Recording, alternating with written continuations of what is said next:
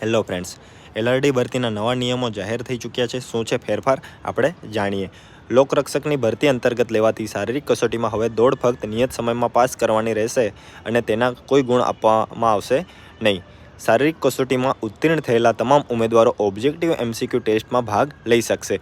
એટલે કે પહેલાં MCQ ટેસ્ટ આપવામાં આવતી હતી અને પછી ફિઝિકલ ટેસ્ટ થતી। હવે એ ચેન્જ થઈને પહેલાં ફિઝિકલ ટેસ્ટ કરવામાં આવી છે અને એના પછી MCQ બેઝ ટેસ્ટ રહેશે।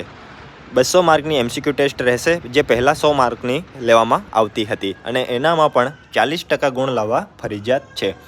રાષ્ટ્રીય રક્ષા યુનિવર્સિટી અથવા તો નેશનલ ફોરેન્સિક સાયન્સ યુનિવર્સિટીમાંથી કરેલા કોર્સ માટે વધારાના ગુણ આપવામાં આવશે।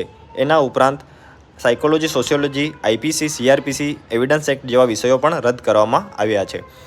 આવી જ અપડેટ્સ મેળવવા માટે અમારી ચેનલ સબસ્ક્રાઈબ કરો, લાઇક કરો, વધુમાં વધુ શેર કરો।